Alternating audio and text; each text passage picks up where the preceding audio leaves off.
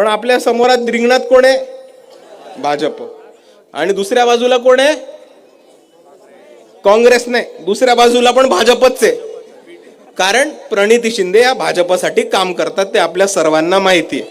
की ह्या निवडणुकीच्याच आधी प्रणिती शिंदे या भाजपमध्ये प्रवेश घेणार होत्या, ऑक्टोबर महिन्यातच घेणार होत्या. बरोबर की नाही? बरोबर. तुमच्यातच ठेवा, बाहेर जाऊन नका सांगू.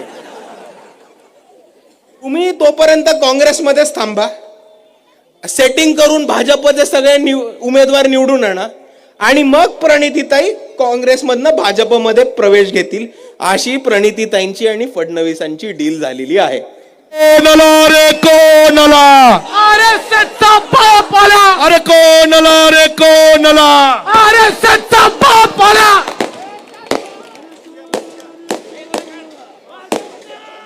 हॅलो.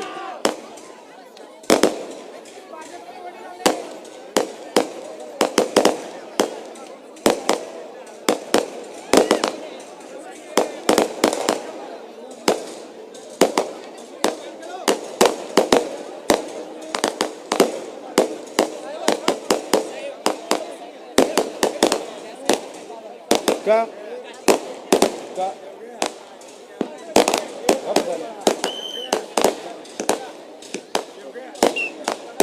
सर्वांनी बसून घ्यायचं खाली पहिलं.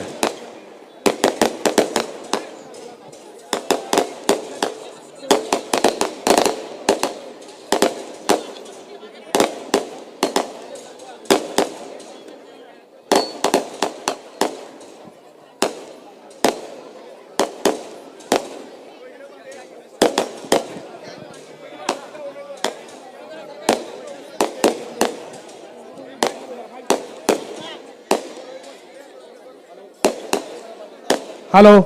अरे कोण आला रे कोण आला? अरे जय भीम. सुजात साहेब तुम आगे बढ़ो. वंचित बहुजन आघाडीचा. अरे जय भीम. अरे कोण म्हणता येत नाही? अरे कोण आला रे कोण आला? अरे जय भीम. अरे जय भीम.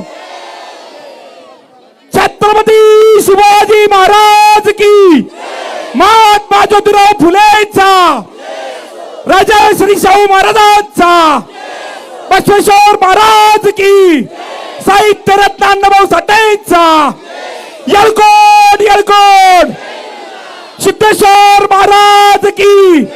अरे जय भीम. करू का चालू?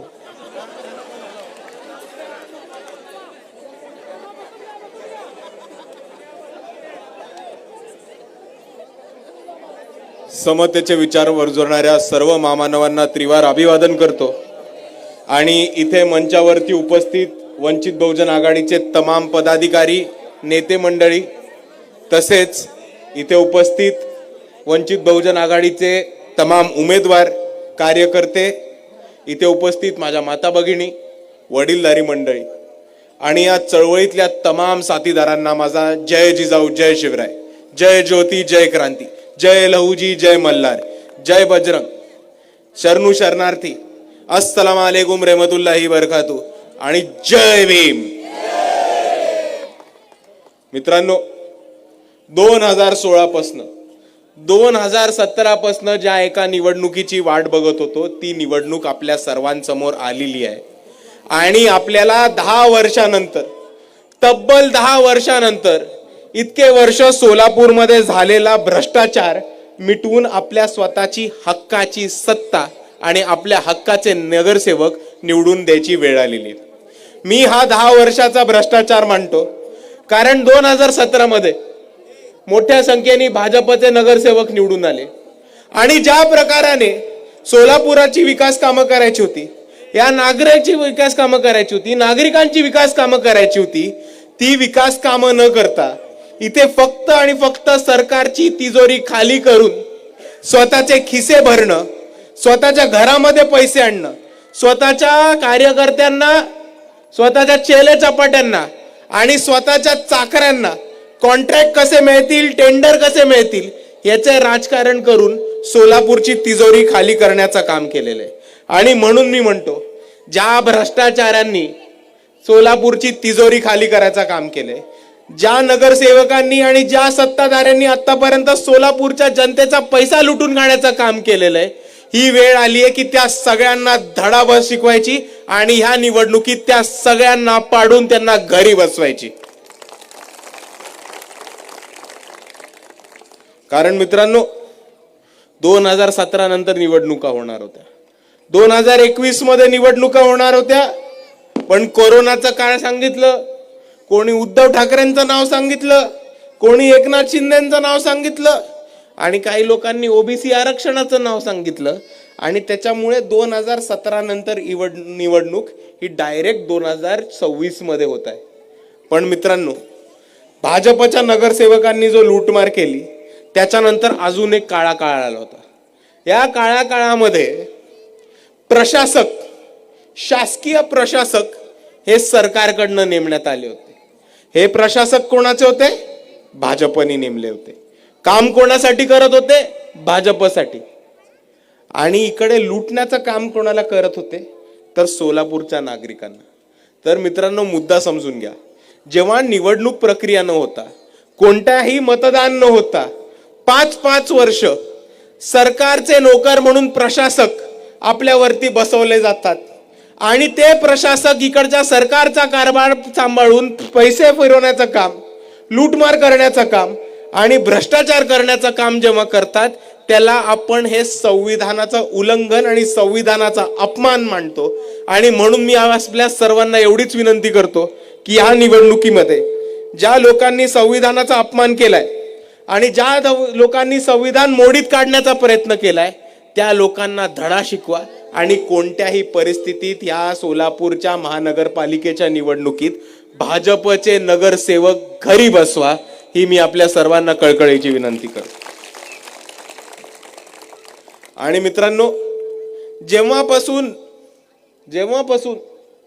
हा निवडणुकीचा खेळ चालू झाला, जेव्हापासून निवडणुकीची तारीख अनाऊन्स झाली आणि जेव्हापासून फॉर्म, AB फॉर्म, तिकीट याचा सगळा खेळ चालू झाला, तेव्हापासून आपण न्यूज बघा, पेपर वाचा, सोशल मीडियावरती जाऊन रील बघा, युट्यूबवरती बघा, व्हिडिओज बघा, आपल्याला नुसतं एकच गोष्ट दिसतीये की सगळ्या पक्षांमध्ये, काँग्रेस, भाजप, राष्ट्रवादी, शिवसेना या सगळ्या पक्षांमध्ये मोठ्या प्रमाणात कार्यकर्ता नाराज आहे.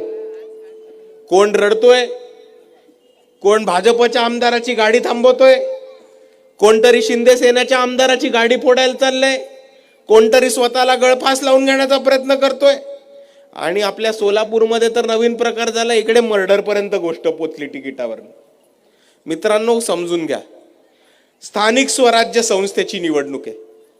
इकडे स्थानिक कार्यकर्त्यांना, ज्या कार्यकर्त्यांनी मेहनत केली, ज्या कार्यकर्त्यांनी पक्ष वाढवण्यासाठी काम केलं आणि ज्या कार्यकर्त्यांनी मागच्या लोकसभेमध्ये आणि विधानसभेमध्ये जीवाचं रान केलं पक्षांसाठी, त्यांना तिकीट देऊन, त्यांना उमेदवारी देऊन, त्यांना नगरसेवक बनण्याचा ही संधी होती. पण इतर पक्षांमध्ये काय झालं? तिकीट कोणाला गेलं? पैसेवाल्याला, प्रस्थापिताला, मटका सटका चालवणाऱ्याला, दारूचा अड्डा चालवणाऱ्याला, गुंडागर्दी करणाऱ्याला, किंवा इकडच्या आमदार आणि खासदारांच्या चेले चपाट्यांना.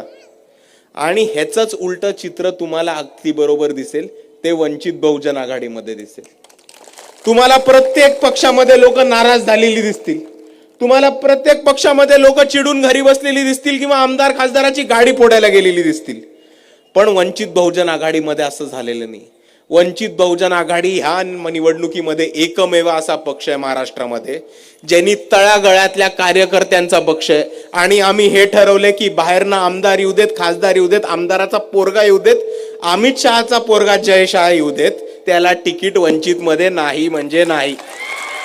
वंचित बहुजन आघाडी हा कार्यकर्त्यांचा पक्ष आहे. आणि ज्या ज्या कार्यकर्त्यांनी आतापर्यंत पक्षासाठी आंदोलनं केली आहेत, पक्षासाठी कामं केली आहेत, पक्षासाठी संघर्ष केलाय आणि ज्या ज्या लोकांनी इमाने एक बारे वंचित बहुजन आघाडीचे निष्ठेपणी काम केले, त्या कार्यकर्त्यांना तिकीट द्यायचं काम हे वंचित बहुजन आघाडीने या निवडणुकीमध्ये केले.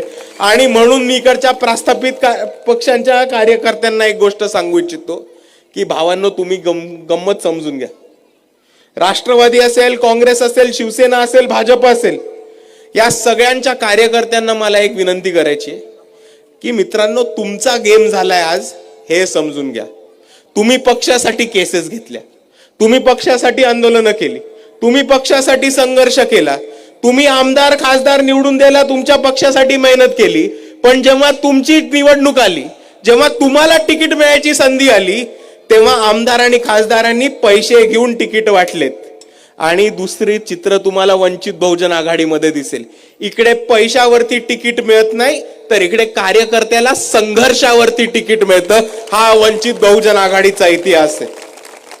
आणि त्याच्याहून पुढे मी जाऊन सांगतो, मागच्या विधानसभेमध्ये 36 उमेदवार हे युवकांना उमेदवारी देण्याचं काम वंचित बहुजन आघाडीने विधानसभेमध्ये केलं होतं.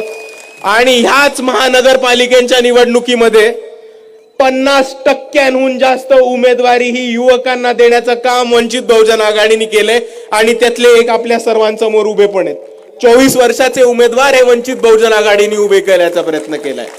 आणि मागच्या नगरपालिका, नगर परिषद आणि नगरपंचायतीच्या निवडणुकीमध्ये आपण जर बघितलं तर वंचित बहुजन आघाडीला खूप मोठं यश आलेलं आपल्याला दिसतं. पण त्याच्या मागे पण समजून घ्या, इथे वरती फोटो लागला, अरुण आबा जाधव कोल्हाटी समाज नगरसेवक झाले. कांधारमधनं वैदू समाज, वडार समाज, या समाजाचे ज्यांची इकडचे प्रस्थापित गिनती पण नव्हते करत, अशा समाजांना फक्त तिकीट द्यायचं काम नाही केलं बाळासाहेबांनी, तर त्यांना तिकीट दिलं, त्यांना ताकद दिली, त्यांना बळ दिला. त्यांच्या मागे ही कार्यकर्त्यांची फौज उभी केली आणि त्यांना निवडून देऊन आणून आज एक वैदू समाजाचा, एक कोल्हाटी समाजाचा, एक वडार समाजाचा जर नगरसेवक निवडून आला असेल तर ते फक्त आणि फक्त बाळासाहेब आंबेडकर आणि वंचित बहुजन आघाडीच्या ताकदीमुळे झाले. आणि मित्रांनो, या निवडणुकीमध्ये सुद्धा आपल्याला ह्याच पद्धतीने काम करायचं. सोलापूरमध्ये सुद्धा वडार समाजाला, कैकाडी समाजाला, मायक्रो ओबीसी समाजाला, मुसलमान समाजाला, लिंगायत समाजाला, धनगर समाजाला तिकीट देण्याचं काम हे वंचित बहुजन आघाडीने केलंय. आणि मी तमाम वंचित बहुजन समाजांना एवढीच विनंती करतो की आज आपल्या बरोबर उभा राहणारा, आपल्या सुखादुखामध्ये उभा राहणारा, तुमच्या आडी अडचणीमध्ये, अन्याय अत्याचारामध्ये उभा राहणारा, आणि नुसत्याच कठीण काळामध्ये नाही तर निवडणुकीच्या वेळेमध्ये आपल्याला तिकीट देऊन आपल्या समाजाचे उमेदवार निवडून आणणारा अख्ख्या महाराष्ट्रामध्ये एकच पक्ष आहे आणि त्या पक्षाचं नाव आहे वंचित बहुजन आघाडी. आणि म्हणून मी तमाम बहुजन समाजाला एवढीच विनंती करतो की आपण आपला पक्ष कोणता आहे ते ओळखा आणि या शामिल व्हा. या पक्षाचे दरवाजे आपल्यासाठी कायम स्वरूपी उभे आहेत. आणि मित्रांनो, हेच बोलत असताना मला सोलापूरकडे यायचं. गेले 10 वर्ष इकडे भाजपवाल्यांनी, काँग्रेसवाल्यांनी ओरडून ओरडून ढिंडोरा पिटला की सोलापूर स्मार्ट सिटी केली, सोलापूर स्मार्ट सिटी केली. काय घंटा स्मार्ट सिटी केली या लोकांनी इकडे. आणि मला सर्वात पहिले एक गोष्ट आपल्या सर्वांना सांगू देत की 5 बिनडोक लोक एकत्र आली आणि नाव स्मार्ट दिलं तर तो माणूस स्मार्ट होत नाही, ते शहर पण स्मार्ट होत नाही. तुम्हाला एक गार्डन बांधून त्याच्या भोवती 5 खांब बांधून एक कारंजा टाकून थोडं सुशोभीकरण केलं तर त्याला कुठेही स्मार्ट सिटीचा आराखडा मानत नाहीत आणि त्याला स्मार्ट सिटी बोलत नाहीत. तुम्ही IT प्रकल्प आणताय की नाही, इन्फॉर्मेशन टेक्नॉलॉजीचे प्रकल्प आणताय की नाही, IT सेक्टर तुमच्या शहरात उभं राहतंय की नाही, तुमच्या शहरात नवीन कंपन्या येत आहेत का, तुमच्या शहरात नवीन प्रकल्प येत आहेत का, तुमच्या शहरात आंतरराष्ट्रीय दर्जाचे बिझनेस येत आहेत का, आंतरराष्ट्रीय दर्जाचे फॉरेनचे युनिव्हर्सिटीज किंवा महाराष्ट्रातल्या युनिव्हर्सिटीज तुमच्या शहरात उघडतायत का, ह्याच्यावरनं ठरतं की आपलं शहर स्मार्ट सिटी आहे की नाही. आणि जर आपण हे आराखडे बघितले तर गेल्या 10 वर्षांमध्ये एकही नवीन कंपनी किंवा एकही नवीन फॅक्टरी ही सोलापूरमध्ये चालू झालेली नाही. IT सेक्टर चालू करणार म्हटले, पण ज्या ज्या पोरांनी, ज्या ज्या विद्यार्थ्यांनी ITचं शिक्षण सोलापूरमध्ये घेतलं ते स्वतः आता पुणे मुंबईला नोकरी करायला किंवा बँगलोर हैदराबादला नोकरी करायला जातात. एक चांगलं दर्जेदार हॉस्पिटल नाही, एक महाराष्ट्राच्या दर्जाची किंवा भारताच्या दर्जाची मोठी युनिव्हर्सिटी इकडे उभी झालेली नाही. आणि जर आपण हे सगळं करायला कमी पडत असलो तर नाव स्मार्ट सिटी दिलं तरी आपण स्मार्ट सिटी होत नाही, हे मला आपल्या सर्वांना सांगायचं. आणि स्मार्ट सिटी उभारायला जर आपल्याला नवीन प्रकल्प आणायचे असतील, जर आपल्याला नवीन कंपन्या आणायच्या असतील, जर आपल्याला नवीन फॅक्टऱ्या उभ्या करायच्या असतील, IT सेक्टर उभं करायचं असेल आणि इकडच्या तरुणांच्या हाताला रोजगार द्यायचा असेल, तर आपल्याला हे बघायला लागणार आहे की आपल्याला मूलभूत गरजा हे उभं करायला तरी पुरे का. आपण IT सेक्टरची बाता करतो, स्मार्ट सिटीच्या बाता करतो, पण आजही सोलापूरची अशी परिस्थिती आहे की प्रत्येक माणसाच्या घराला पाणी हे 8 दिवसानंतर येतं. आणि म्हणून मी वंचित बहुजन आघाडीच्या वतीने इथे उभं राहून घोषणा करतो की जर वंचित बहुजन आघाडी सत्तेमध्ये आली तर प्रत्येकाच्या घराला नळ आणि त्या नळाला दररोज पाणी देण्याचं काम हे वंचित बहुजन आघाडी महानगरपालिकेच्या अंतर्गत करणार आहे. दुसऱ्या बाजूला जी आरोग्याची परिस्थिती ढासळली आहे, त्या आरोग्याच्या परिस्थितीवरती काम करून सोलापूरमध्ये एक 250 ते 300 बेडचं एक नवीन सरकारी हॉस्पिटल, जिथे मोफत कमी दरामध्ये दर्जाची ट्रीटमेंट आणि उपचार हे इकडच्या तमाम गोरगरीब नागरिकांना मिळतील, ह्याचं नियोजन आणि प्रत्येक वॉर्डामध्ये एक आरोग्य केंद्र चालू करण्याचं काम हे वंचित बहुजन आघाडी नक्कीच करेल. दुसऱ्या बाजूला ज्या मनपाच्या शाळा आहेत, ज्या महानगरपालिकेच्या शाळा आहेत, ज्यांची अवस्था खूप वाईट झाली, जिकडे शिक्षक येत नाहीत आणि जिकडे विद्यार्थ्यांना जावंसं वाटत नाही, त्या शाळांची परिस्थिती सुधारून त्या शाळा प्रायव्हेट शाळांच्या दर्जाचं बनवण्याचं काम हे वंचित बहुजन आघाडी करेल. नियमितप्रमाणे मास्टर शिक्षक येऊन शिकवतात की नाही याचा एक आढावा रोजच्या रोज घेऊन सोलापूर मधल्या महानगरपालिकेच्या शाळांमध्ये ज्या दर्जाचं प्रायव्हेट शाळांमध्ये शिक्षण मिळतं त्याच दर्जाचं शिक्षण मोफत इंग्लिशमध्ये देण्याचं काम हे महानगरपालिकेच्या अंतर्गत वंचित बहुजन आघाडी नक्की करेल. आणि आपली जी MIDC बंद पडलेली आहे आणि दुसऱ्या बाजूला आपली जी टेक्सटाईल इंडस्ट्री, कपड्याची इंडस्ट्री सोलापूरची बंद पडली आहे, ती MIDC आणि टेक्सटाईल इंडस्ट्रीचं पुनर्वसन करून ती परत एकदा चालू करून वर्षाला 5,000 पेक्षा जास्त रोजगार इकडच्या युवकांच्या हाताला द्यायचं काम वंचित बहुजन आघाडी सत्तेमध्ये नक्कीच येऊन करेल. आणि म्हणून मी आपल्या सर्वांना एवढीच विनंती करतो मित्रांनो की ह्या निवडणुकीमध्ये सोलापूरच्या विकासासाठी आपल्या सर्वांची परिस्थिती, आपल्या वस्तीची, आपल्या मोहल्ल्याची परिस्थिती ही बदलण्यासाठी आणि सोलापूरचा विकास करण्यासाठी वंचित बहुजन आघाडीला एक संधी आपण सर्वांनी देऊन बघावी, अशी मी आपल्या सर्वांना कळकळीची विनंती करतो. आणि दुसऱ्या बाजूला जाताना मला एक गोष्ट मांडून जायची आहे की आपल्या विरोधात कोण आहे माहिती आहे आपल्या सर्वांना?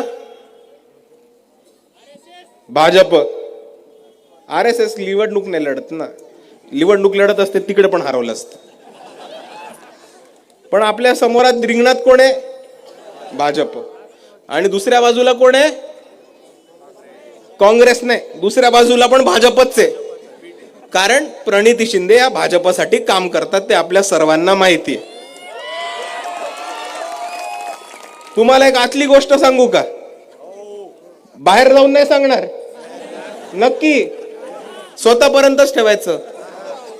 तर आतली गोष्ट अशी आहे की ह्या निवडणुकीच्याच आधी प्रणिती शिंदे या भाजपमध्ये प्रवेश घेणार होत्या, ऑक्टोबर महिन्यातच घेणार होत्या, बरोबर की नाही? बरोबर. तुमच्यातच ठेवा, बाहेर जाऊन नका सांगू. पण त्यांना फडणवीस साहेबांनी सांगितलं थांबा, 3 महत्वाच्या निवडणुका येत आहेत, नगरपालिका येते, महानगरपालिका येते आणि जिल्हा परिषदच्या निवडणुका येत आहेत. तुम्ही तोपर्यंत काँग्रेसमध्येच थांबा, सेटिंग करून भाजपचे सगळे उमेदवार निवडून आणा आणि मग प्रणितीताई काँग्रेसमधनं भाजपमध्ये प्रवेश घेतील, अशी प्रणितीताईंची आणि फडणवीसांची डील झालेली आहे.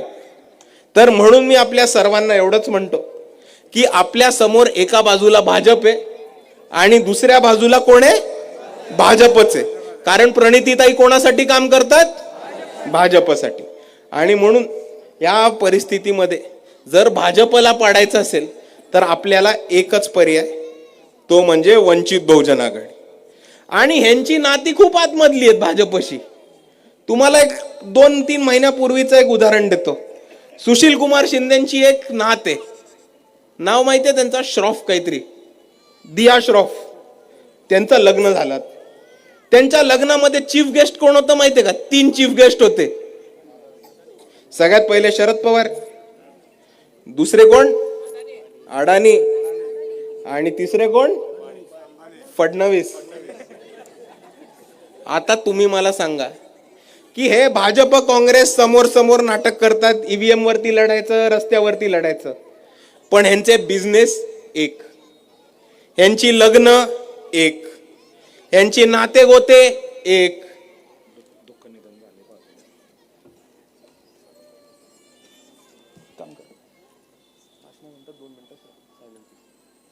ह्यांची नातीगोती एक, ह्यांचे सगळे धंदे एक.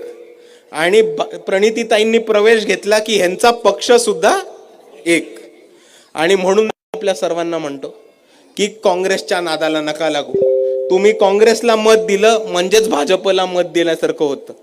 हे मी अख्ख्या महाराष्ट्राच्या काँग्रेसबद्दल बोलत नाही, हे मी फक्त तुमच्या सोलापूरबद्दल बोलतोय. कारण सोलापूरची जी काँग्रेसचे अध्यक्ष आहेत, खासदार आहेत, त्या सरळ सरळ भाजपसाठी काम करतात. हे आता अख्ख्या जगाला कळून चुकलेलं आहे.